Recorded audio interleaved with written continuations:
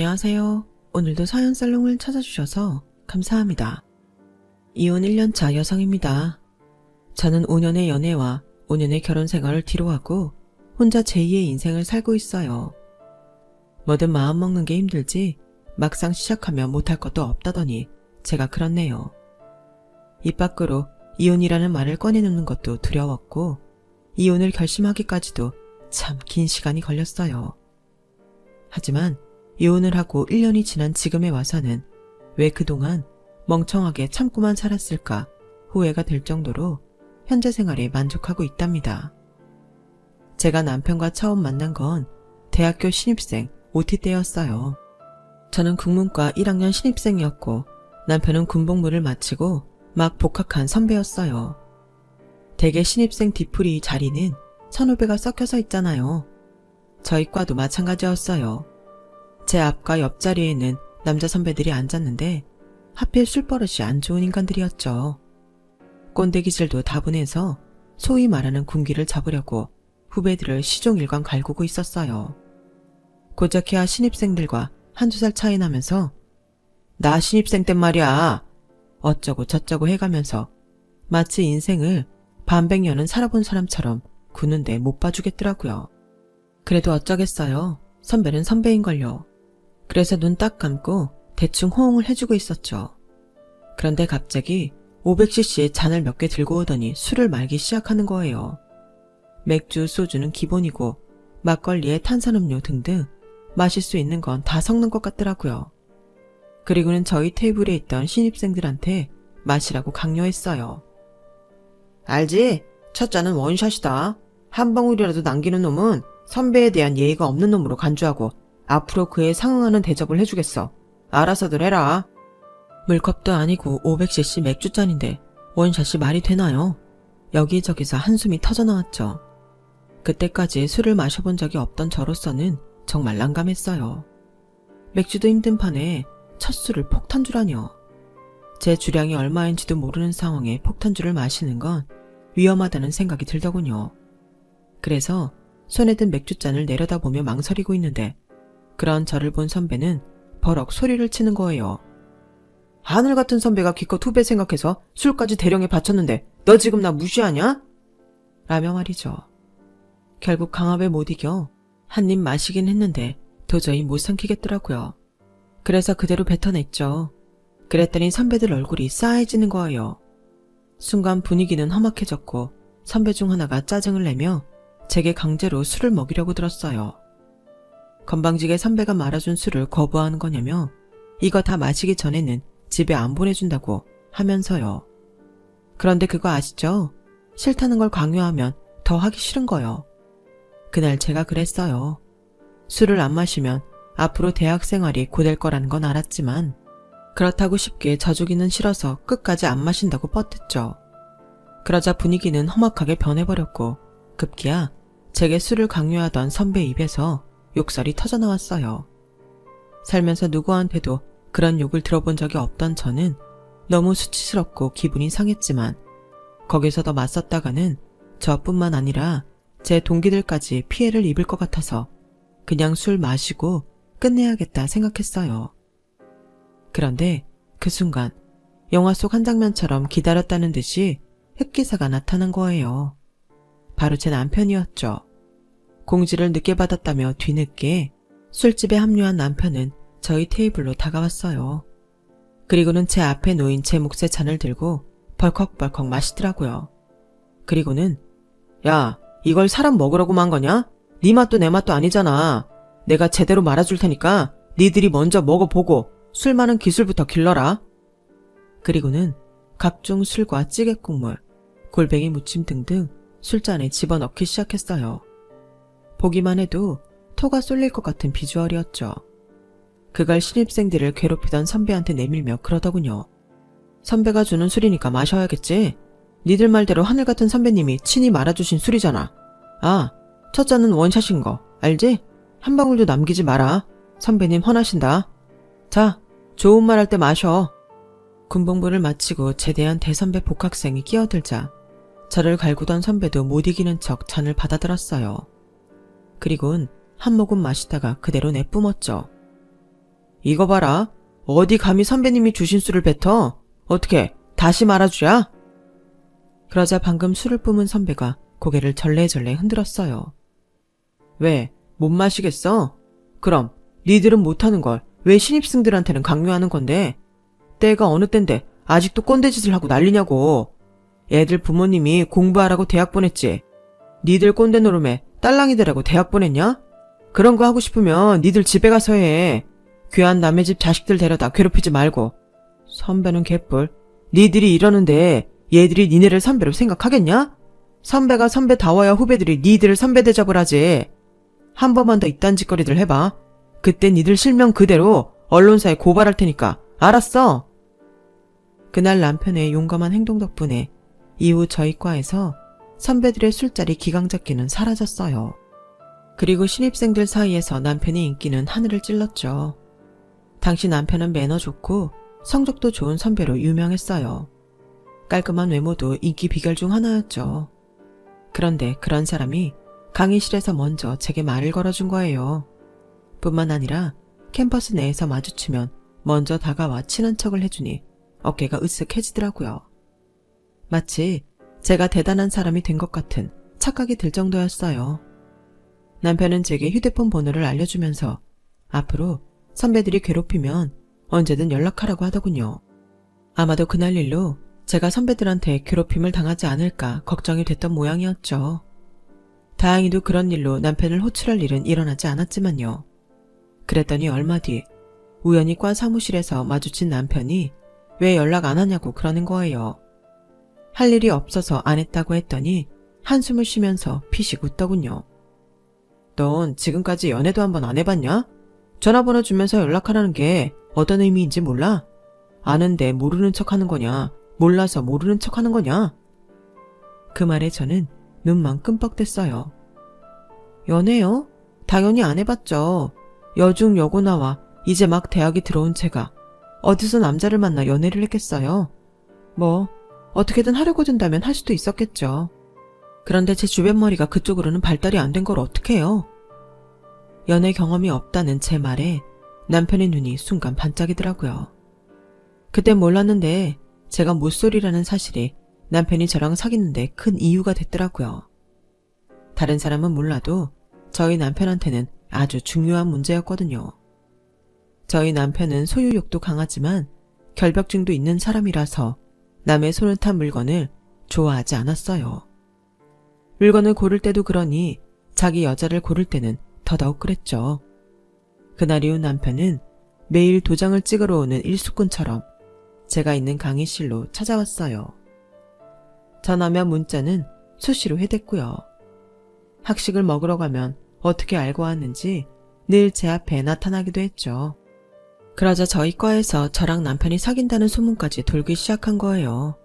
분위기는 대략 남자가 아깝다 이런 거였죠. 솔직히 저는 이해가 안 갔어요.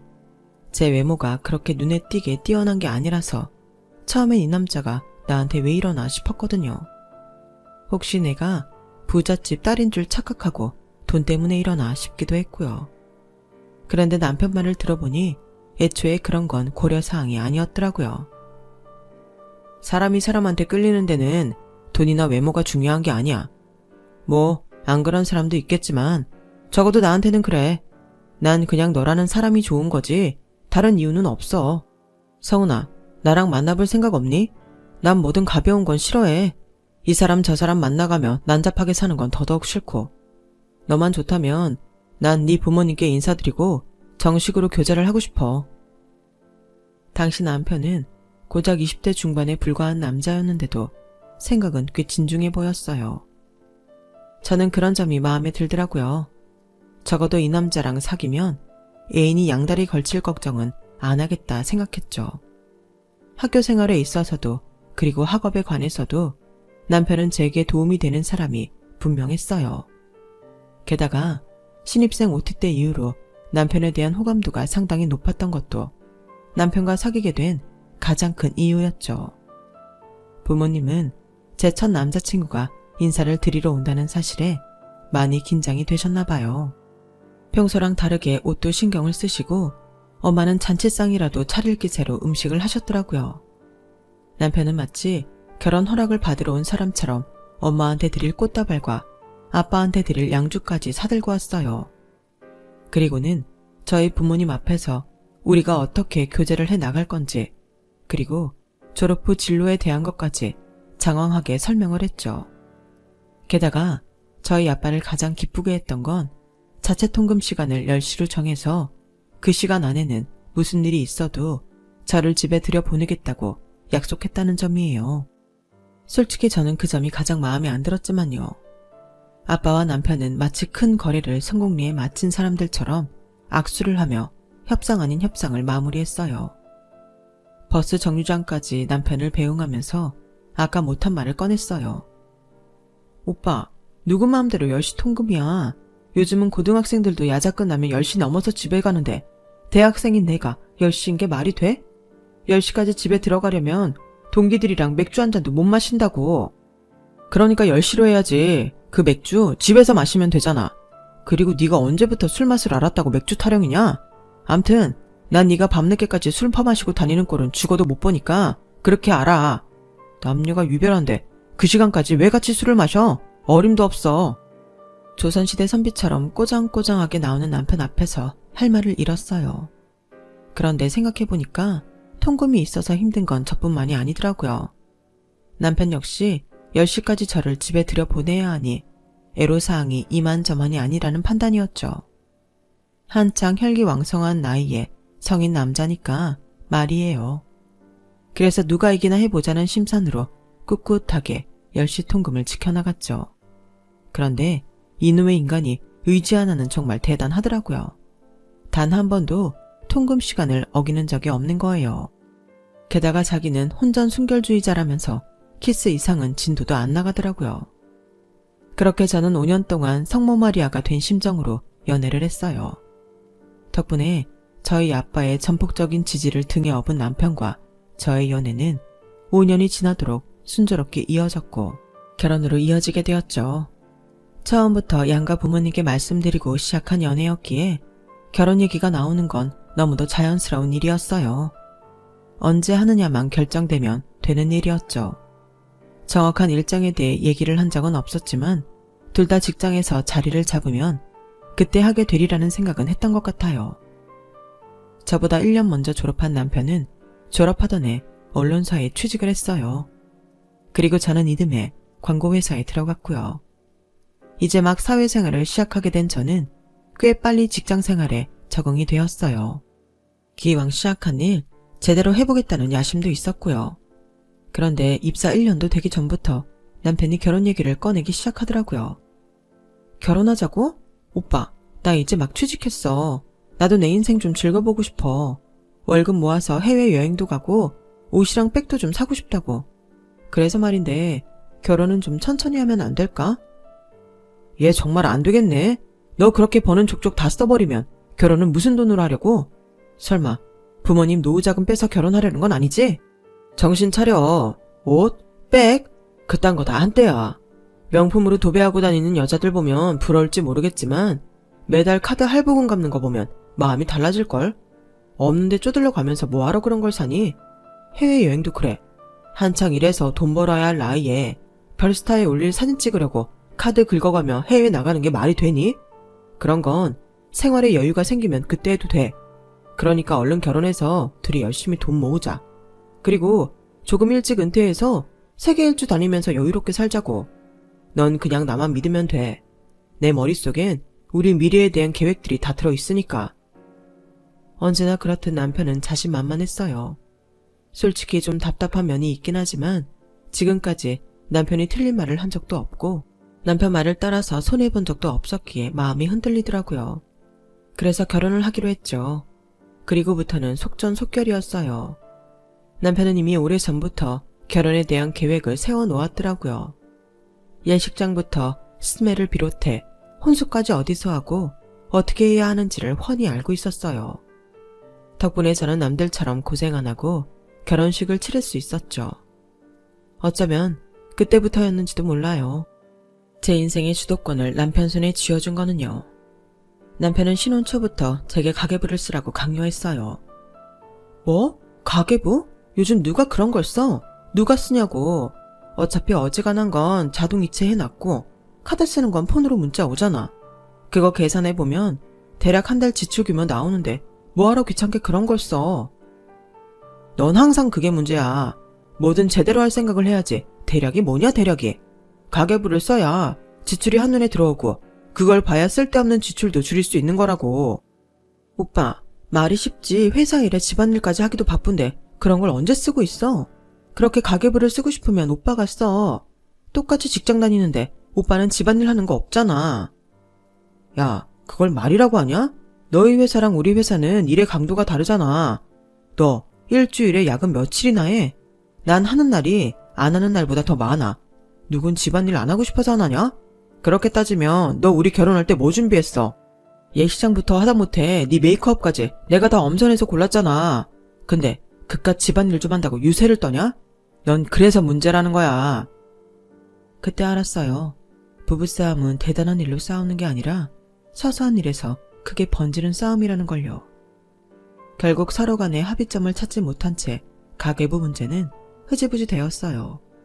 그런데 생각지도 못한 곳에서 가계부 얘기가 다시 튀어나오게 됐지 뭐예요.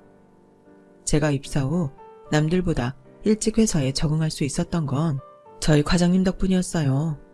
40대 초반 여성인 윤 과장님은 비혼주의자로 여자라면 누구나 부러워하는 인생을 살고 계셨죠.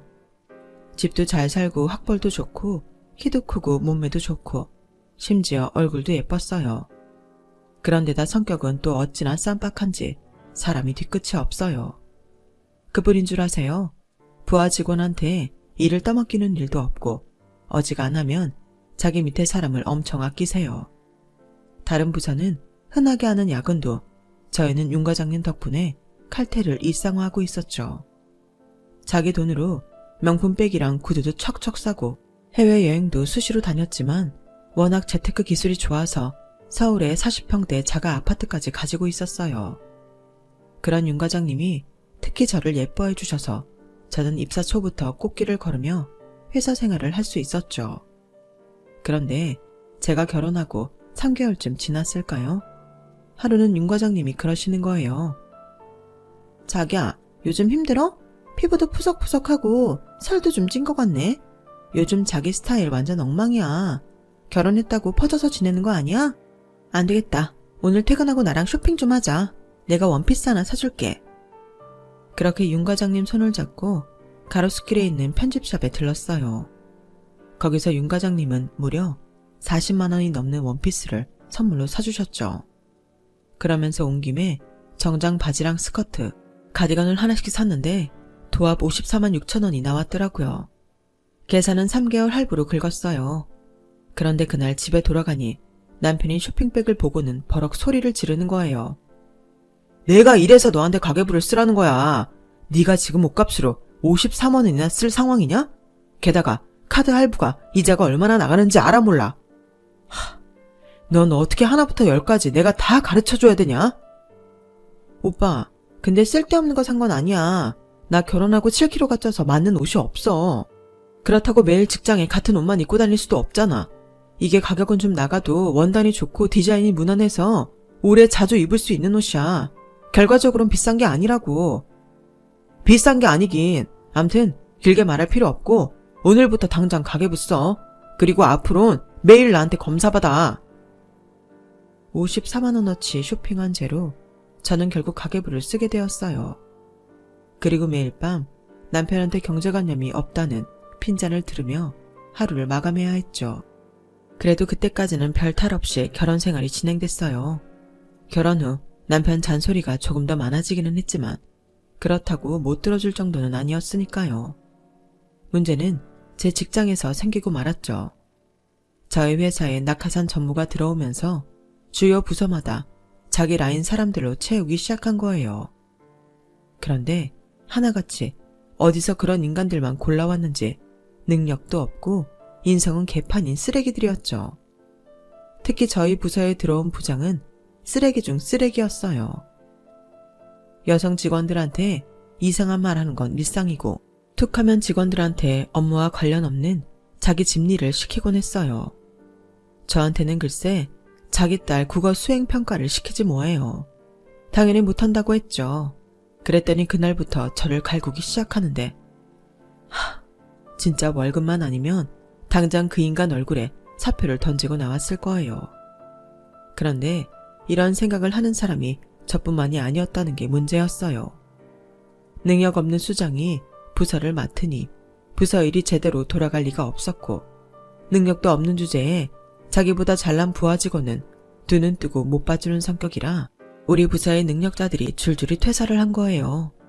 제가 따르던 윤 과장님을 포함해서 대리급 2에 과장 하나까지 도합 3이나 말이죠. 일당 100은 하던 분들이 나가는 바람에 부서 업무는 뭐 하나 제대로 돌아가는 게 없었어요. 그러니 만만한 사원과 대리급만 죽어라 갈구기 시작했죠. 그중 집중 타깃이 된 게 바로 저였어요. 자기 딸 수행평가 문제로 일찌감치 찍힌 데다가 제가 윤 과장님이랑 친했다는 게 한몫한 거예요. 아침에 출근하는 순간부터 부장의 갈굼은 시작됐고 폭언의 정도는 점점 도를 넘어갔어요. 그런데도 누구 하나 도와주는 사람이 없었죠. 저를 도와주었다가는 자신도 부장한테 찍힐 게 뻔한데 누가 목숨 내놓고 저를 돕겠어요. 성은 씨는 뭐하러 회사에 나와? 그 실력이면 집에서 살림이나 하는 게 회사를 돕는 길 아니겠어? 어떻게 된 게 능력도 안 되는 밥벌레는 자리를 뭉개고 앉아있고 능력 있는 것들만 골라나갔나 몰라. 아휴, 부하 직원 복도 지질이 없지. 이런 걸 데리고 일해야 하다니. 자기가 능력자들을 내쫓은 거면서 괜히 제 탓만 하더군요. 상황이 이렇게 되니 나머지 부서 사람들도 부장 비위를 맞추느라 저를 괴롭히기 시작했어요. 제 책상에는 늘 그날 해치워야 할 엄청난 업무 파일이 쌓여갔고, 점심을 거르는 건 일쑤였고 평일엔 무조건 야근, 심지어 주말에도 집에 일을 싸매고 가서 해야 했어요. 하지만 아무리 노력을 해도 극복할 수 없는 건 제 능력밖에 업무였죠. 제 연차로는 당연히 감당할 수 없는 일인데도 무리하게 떠넘겨놓곤 결과가 안 좋으면 저를 쓰레기 취급을 하는 거예요. 스트레스로 탈모도 심해지고 피부는 하루가 멀다 하고 뒤집어졌어요. 불면증에 이명, 공황장애까지 생겨서 일상생활이 힘들 정도가 되었어요. 그러다 결국 제 발로 직장을 나가게 되었죠. 그러자 남편은 그 정도 일로 회사를 관둔 거냐며 오히려 윽박을 지르더군요. 그럼 어떡해? 누구는 어렵게 들어간 직장 그렇게 포기하고 싶었는 줄 알아? 나도 참았어. 죽을 힘을 다해서 참았다고. 그래도 안 되는 걸 어떡하냔 말이야. 넌 그래서 틀려먹었다는 거야. 직장생활 하는 사람 중에 그런 일 한 번 안 겪고 사는 사람이 있는 줄 아냐? 다들 너만큼 못나서 제자리 지키고 사는 줄 아냐고. 됐고 당장 새 직장 알아봐. 더 늦기 전에 어디든 들어가라고. 그렇게 저는 따뜻한 위로 한마디 듣지 못한 채 남편한테 등 떠밀려 퇴사하던 날부터 바로 구직 활동에 들어갔어요. 하지만 다시 들어간 회사에서도 저는 얼마 버티지 못하고 나오고 말았어요. 전 직장에서 당했던 직장 괴롭힘의 후유증으로 생긴 공황장애 때문에 제대로 업무를 볼 수 없게 되었거든요. 이후로도 계약직 일 비롯해 아르바이트까지 몇 번 더 직장에 들어가게 됐지만 번번이 제 발로 걸어 나오고 말았어요. 그렇게 저는 30도 안 된 나이에 백수가 돼버렸죠. 그때부터였어요. 남편이 변하기 시작한 건. 남편한테 저는 능력도 없고 참을성도 없는 밥벌레나 마찬가지였나 봐요. 저를 볼 때마다 못마땅한 표정을 지으며 싸늘한 말만 뱉어댔죠. 매달 나가는 보험금만 도합 60만 원이야. 너도 양심이 있으면 네 보험은 알아서 처리해야 하는 거 아니냐? 솔직히 제 앞으로 들어가는 보험금은 10만 원 정도에 불과했는데도 남편은 마치 다 제 몫으로 들어가는 것처럼 화를 내더군요. 하지만 그렇다고 따질 수도 없었어요. 10,000원이든 10만 원이든 남편이 번 돈으로 제 보험료를 내는 건 사실이니까요. 야, 네 앞으로 된 보험 다 해지해. 돈도 못 버는 주제 보험은 뭐하러 드냐? 병원도 갈 거 없어. 그냥 몸으로 때워. 시고모님이 보험 일을 하셔서 결혼 전부터 남편과 저는 여러 개의 보험을 들어놓았는데 남편은 제 보험료 내는 돈도 아깝다며 해지하라고 했어요. 하지만 지금 해지하면 환급 받을 수 있는 돈도 얼마 안 되는 데다가 갑자기 큰 병에 걸리면 그 비용을 어떻게 감당하나 걱정이 되더라고요. 그래서 친정엄마한테 사정을 얘기했죠. 그랬더니 엄마가 그걸 왜 해약하냐면서 엄마가 내줄 테니 걱정 말라고 하시더군요. 세상에, 네 보험료가 얼마나 한다고 그걸 못 내주겠다고 해약을 하래. 누가 보면 네 앞으로 보험료가 기백만 원은 나가는 줄 알겠다. 그리고 뭐? 병 걸리면 몸으로 때우라고? 어떻게 지 와이프한테 그딴 소리를 해? 사람은 겪어봐야 한다더니 그 말이 딱 맞다. 결혼 전에는 그렇게 너밖에 모르더니 이렇게 사람이 변하니? 성훈아, 정 힘들면 집으로 와. 그런 대접 받아가면서 참고 살지 말고 그냥 훌훌 털고 엄마 아빠랑 살자.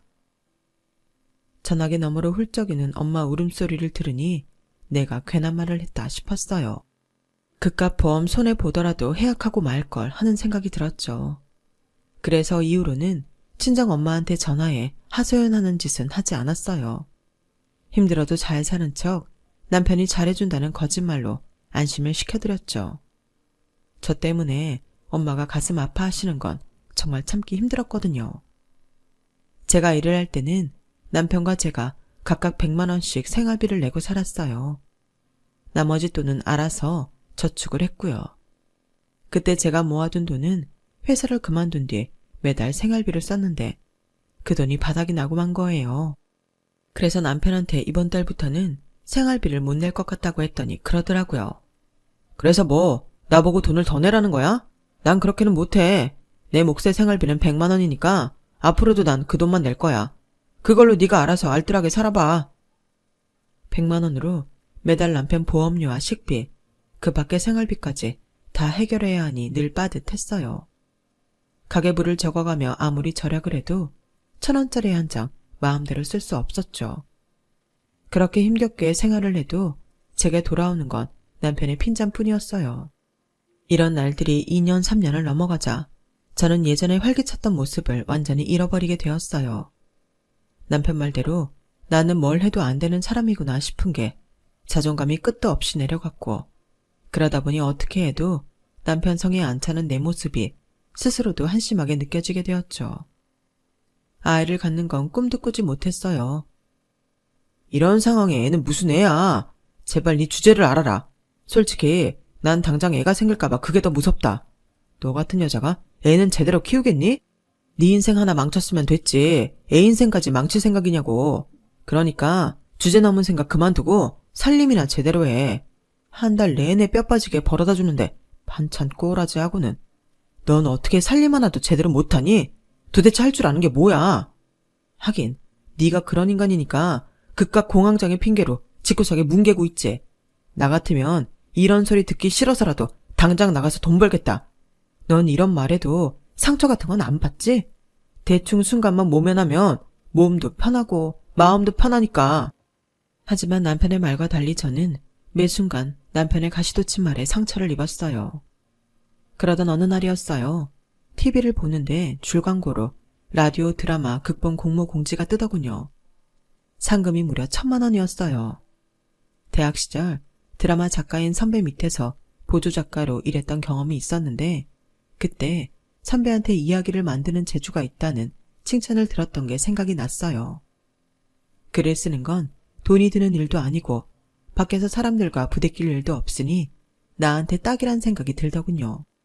그래서 홈페이지에 들어가 라디오 드라마 극본을 몇 개 읽어보았어요. 드라마와는 약간 다르긴 했지만 전체적인 구도는 비슷하더라고요. 그래서 연습 삼아 습작을 시작했죠. 처음엔 내가 과연 할 수 있을까 하는 걱정 때문인지 흰 바탕 위에 커서만 띄워놓은 채 한 줄도 써내지 못했어요. 그러다 스토리 라인을 잡고 나니 조금씩 작업의 속도가 붙기 시작하더라고요. 그동안 남편한테 구박을 받으며 지냈던 순간들이 불쑥불쑥 떠올라 극중 남편은 아주 악독한 악역으로 만들 수 있었어요. 그리곤 통쾌한 복수로 끝을 맺었죠. 한마디로 그 작품은 제 이야기 그 자체였어요. 다른 게 있다면 극중 여주인공은 시련을 딛고 멋지게 성공해 남편한테 복수를 하고 제2의 인생을 살아간다는 결말뿐이었죠. 글을 쓰는 내내 일종의 현실 도피와 카타르시스를 느꼈던 것 같아요. 그래서 탈고를 하고 나니 가슴이 뻥 뚫리는 게 속이 다 시원하더라고요. 공모전에 당선이 되지 못하더라도 한 편을 온전히 완성했다는 것만으로도 만족할 수 있을 것 같더라고요. 그런데 제가 쓴 글 어떻게 남편이 봤는지 또 잔소리를 늘어놓기 시작한 거예요. 야, 글은 아무나 쓰냐? 네가 뭔가 착각하는 모양인데 네 실력으론 택도 없어. 괜히 작가다 뭐다 헛바람 불어서 시간 낭비하지 말고 밥이나 하고 빨래나 제대로 해. 집안 살림도 제대로 못하는 게 작가는 얼어 죽을 작가. 그래도 혹시 모르는 거잖아. 모르긴 뭘 몰라. 너 대학 때 신춘문예에도 몇 번 내봤다며. 근데 지방지라도 뭐 하나 된 거 있어? 없지?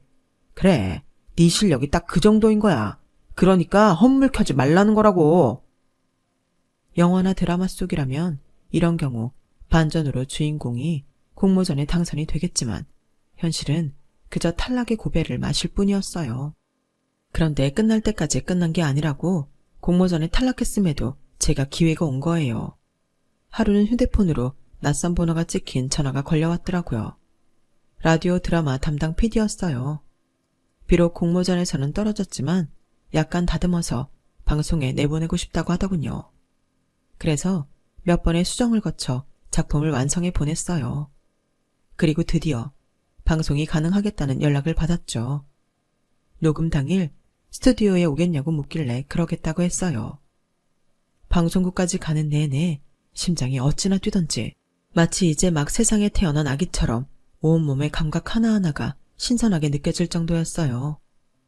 성우분들은 녹음에 앞서 작품에 대한 질문들을 하셨는데 제가 미처 생각지 못했던 부분까지 세세하게 짚어주셔서 제가 오히려 그분들께 배우는 기분이 들었어요.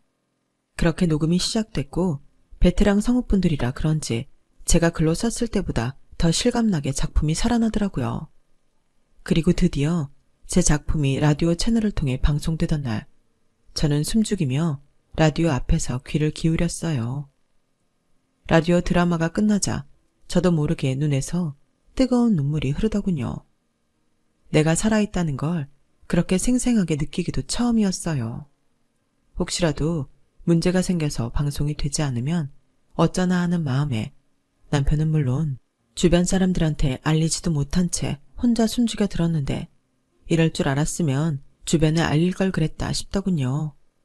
그래서 그날 밤 퇴근하고 돌아온 남편한테 얘기를 했더니 그러는 거예요.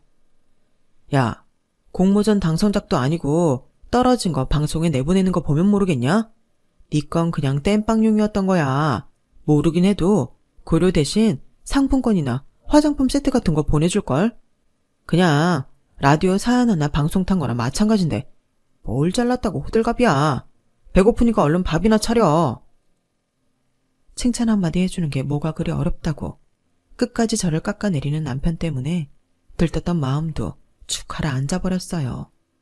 그런데 얼마 뒤 놀라운 일이 벌어진 거예요. 제 통장으로 100만 원이 넘는 금액의 고려가 들어온 거죠. 그러자 남편도 조금 놀라는 눈치더라고요. 그 일을 기점으로 조금씩 자신감을 회복한 저는 웹 드라마 극본부터 동화각색에 이르기까지 돈 되는 글이라면 뭐든 써내기 시작했어요. 출판사나 방송국에서 일하는 국문과 동기와 선배들을 통해 일감도 받을 수 있어서 운 좋게 입봉을 할 수 있었죠.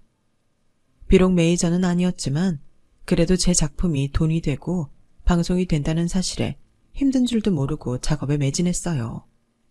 그러는 동안 저도 매달 생활비도 낼 수 있어서 남편 앞에서 떳떳하기도 했고요. 저를 비롯해 모든 게 변해갔지만 딱 하나 변하지 않은 게 있었어요. 바로 남편의 태도였죠. 남들은 다 제 글을 인정하는데 남편만큼은 여전히 니까지 게 무슨 작가냐며 깔보기 일쑤였어요. 남편한테는 그저 그동안 못 받은 생활비를 받아내는 것 외에는 관심도 없는 것 같더라고요. 그런데 그 와중에 남편에 대해 정을 떼게 된 결정적인 사건이 벌어진 거예요. 하루는 인터넷 쇼핑몰에서 빅세일을 하길래 9,900원 무료 배송 특가 상품으로 바디 로션을 하나 구입했어요.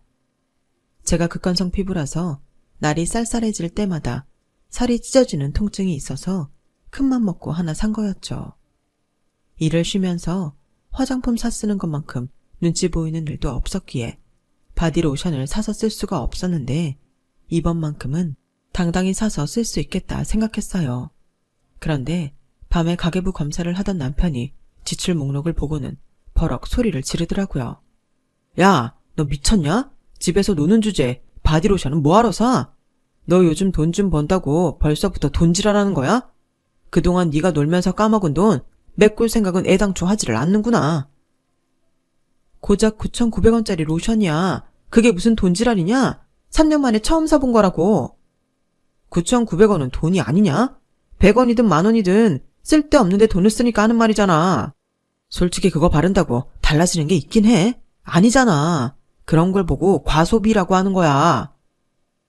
돈 10,000원도 안 되는 로션 하나 샀다가 과소비한다고 욕만 먹은 저는 하루빨리 돈을 더 벌어서 이런 소리를 안 듣고 살아야겠다 생각했어요.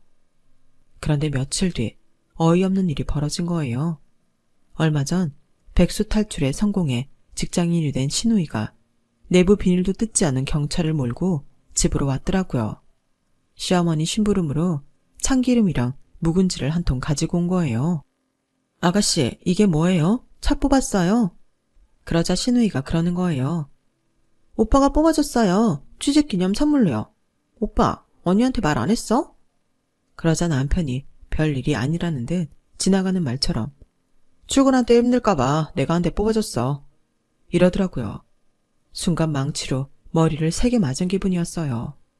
불과 며칠 전에 9,900원짜리 로션 하나 샀다고 과소비냐 취급을 하더니 지 동생한테는 1,500만 원이 넘는 경차를 턱하니 사주다니 기가 막히더라고요. 그런데 거기까지는 100번 양보해서 이해할 수 있다 쳐요. 자기 돈으로 자기 동생 차 사주겠다는데 제가 뭐라고 하겠어요. 그런데 이어진 시누이 말에 뚜껑이 확 열렸어요. 참, 차 할부금은 매달 언니가 내는 거라던데? 오빠 맞지? 그냥 언니 카드로 할부 끊으면 편한데 언니 수입이 일정치 않다 그래서 오빠 카드로 먼저 긁었어요. 매달 25일까지 오빠 계좌로 돈 붙이면 돼요. 아니 그걸 왜 내가 내? 여보, 이게 무슨 소리야? 그러자 남편이 그러는 거예요. 야, 너 그동안 생활비 한 푼 안 내고 살았잖아. 그럼 나 대신 차 할부금 정도는 낼 수 있는 거 아니냐? 일시불로 내라는 것도 아니고 매달 끊어서 내는 건데 뭐가 어려워? 와, 이 인간이 정말 끝까지 치사하더라고요. 그간 못 받은 생활비를 고스란히 받아내겠다는 심산이었어요. 그런데 그렇게 따지면 저는 독박으로 가사활동을 해온 건데 그건 왜 계산해서 빼요? 그런 계산이 어딨어? 그럼 그동안 내가 해온 가사 노동비는 누가 계산해줘? 그렇잖아. 자기한테 밥벌레 취급까지 당하면서 일했는데 돈까지 내야 하는 거라면 너무 억울한 거 아니냐고. 야, 뭐가 억울해. 유부녀가 살림하는 건 당연하지. 그리고 애초에 네가 회사만 박차고 나오지 않았으면 일이 이렇게 꼬이지도 않았어.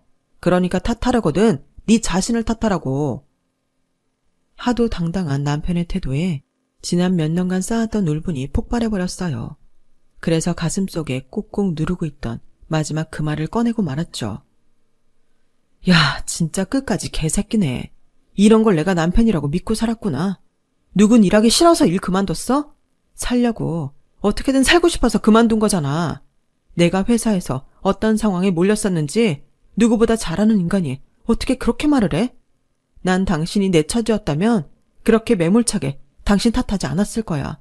정신적으로 힘든 사람한테 퇴사 당일날 재취업하라고 등 떠밀기보다는 다친 마음부터 보다듬어 줬을 거라고. 그게 부부 아니니? 너란 인간은 나한테 남보다도 못하게 굴었어. 날 괴롭힌 직장 상사보다도 네가 더 잔인한 놈이었다고. 이렇게 된 마당에 내가 나랑 어떻게 한 입을 덮고 살겠니? 우리 그냥 이혼하자. 그러자 남편은 이혼할 때 하더라도 그동안 밀린 생활비는 내고 끝내라고 하더군요. 그래서 저도 남편과 똑같이 계산기를 때렸어요. 그리곤 좋아, 낼게. 대신 나도 내 몫을 제대로 받아야겠어. 결혼해서 지금까지 내가 했던 가사노동 시세대로 쳐서 받을래. 지난 5년간 하루 10시간 넘게 일했으니까 그거 계산해줘. 그럼 나도 매달 100만 원씩 쳐서 밀린 생활비 낼게. 집안일은 여자가 해야 한다는 둥 개소리 할 거면 그만두는 게 좋을 거야. 난 주말에도 니놈 등살에 못 이겨 일했으니까. 모르긴 해도 비용이 엄청 나을 거다. 야, 네가 한 게 뭐 있다고 돈을 받아. 어림없는 소리 하지 마. 그래, 그럼 시시비비는 법정에서 가려야겠네. 암튼 난 한 푼도 양보 못하니까 그렇게 알아. 이 인정머리 없는 개자식아. 결국 남편과 저는 이혼 소송을 통해 갈라서게 되었어요. 그리고 법정에서 그동안 남편이 제게 했던 행동과 말들이 고스란히 공개되었죠. 그걸 들은 저희 부모님은 뒷목을 잡으셨고 절대 용서 못한다며 남편을 향해 일을 가셨어요. 결국 판결을 통해 저는 전액은 아니었지만 가사 노동에 대한 대가를 받을 수 있었어요. 집과 살림도 처분해 재산 분할도 했고요. 법대로 하자 남편은 자기 계산과 달리 엄청난 손해를 보게 되었어요. 자기 여동생한테 차를 뽑아준 비용까지 떠안게 됐거든요. 이혼을 한 뒤 저는 친정에 들어가 사는 대신 오피스텔을 구해서 살고 있어요. 글 작업을 하려면 혼자 지내는 게 나을 것 같아서 내린 결정이었죠. 그리고 작가라는 호칭으로 불리며 제2의 인생을 살고 있답니다. 직업 특성상 소속된 곳이 없어서 매달 수입이 불규칙적이지만 내가 써내는 만큼 돈을 벌 수 있고 불필요한 인간관계로 스트레스를 받지 않아도 된다는 장점이 있어서 저는 대만족이랍니다. 한 남자랑 10년이라는 시간을 함께하면서 제가 참 많이 바보가 되었나 봐요. 이혼 후 정신과 상담을 받아보니 제가 오랜 기간 남편한테 세뇌당한 것 같다고 했어요. 자존감이 낮아지고 심한 결정장애를 겪는 것도 그런 이유 때문이라고요. 주먹이나 발로 차는 폭력만이 폭력이 아니라는 걸 이혼을 통해 알게 되었어요. 5년이라는 시간은 비싼 인생 수업료로 사용되었지만 그래도 제2의 인생을 찾게 된 소중한 시간이었기에 아까워하지는 않으려고 합니다. 지금까지 제 사연을 들어주셔서 감사합니다. 자신을 사랑해 주시고 그렇게 행복하셨으면 좋겠습니다. 무엇보다 건강하세요. 여러분, 사연 댓글에 응원과 현명한 조언 부탁드려요. 좋아요와 구독은 저에게 큰 힘이 됩니다. 오늘도 좋은 일 가득하세요.